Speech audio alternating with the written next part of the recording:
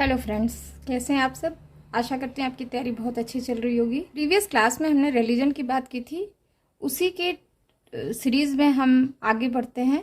तो हमने बताया था कि व्हाट इज़ रिलीजन, फंक्शन क्या है रिलीजन के, रिलीजन का कॉन्सेप्ट क्या है और रिलीजन कैसे वर्कआउट करता है। रिलीजन बिलीफ कौन कौन से बिलीफ हैं जो ये बताते हैं कि रिलीजन ओरिजिन कैसे हुआ।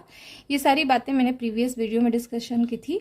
उसी प्रोसेस में हम आगे बढ़ते हैं रिलीजन का, कि हमने बताया था डिफरेंट कॉन्सेप्ट, एनिमिज्म, एनिमेटिज्म, ये सारी चीज़ें।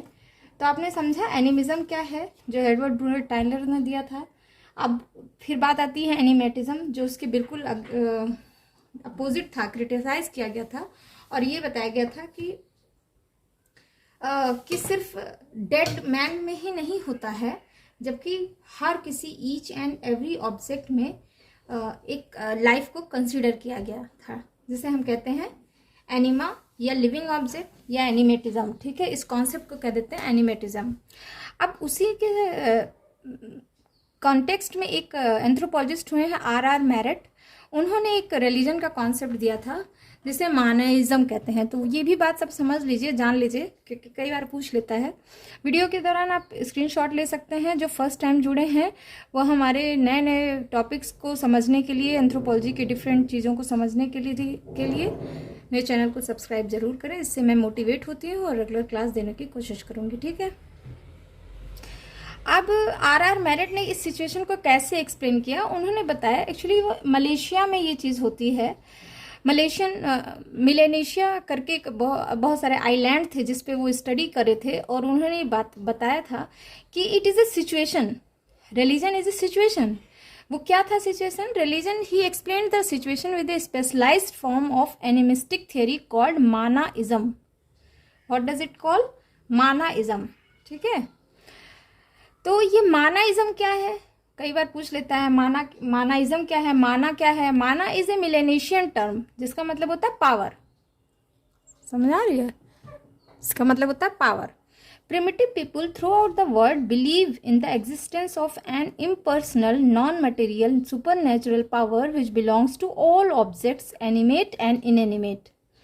देखिए, एक तो पहले आपने समझा एनिमिज्म जो एडवर्ड ब्रूनर टाइलर ने बताया था, सोल एंड ऑल दैट। फिर आपने समझा एनिमेटिज्म।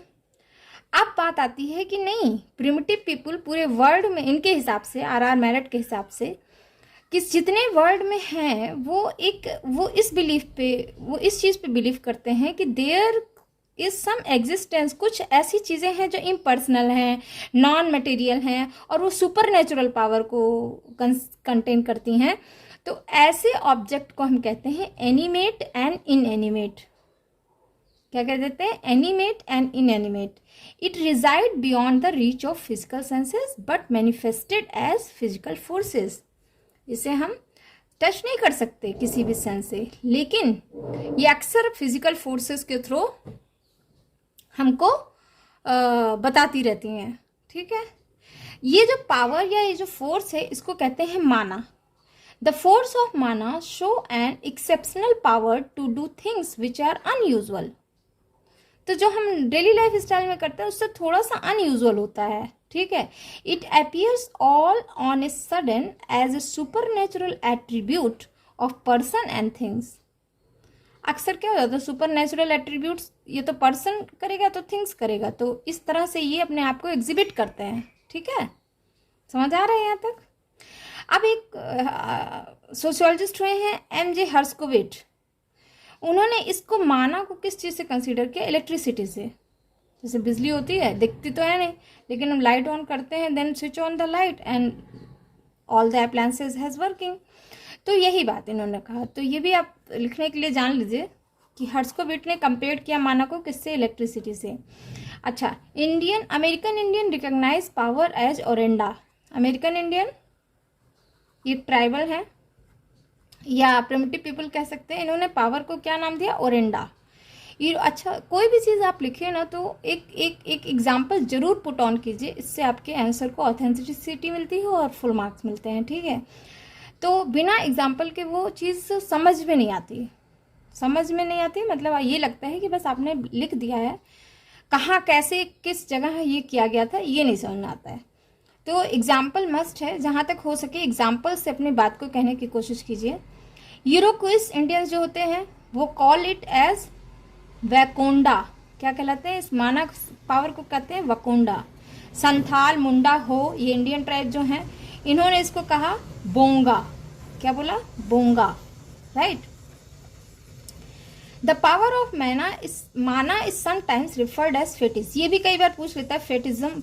तो आगे मैं जब रिलीजन और डिस्कशन किसी दिन आपको समझाऊंगी और डिटेल में, तो मैं आपको ये सारी बातें और अच्छे से बताऊंगी।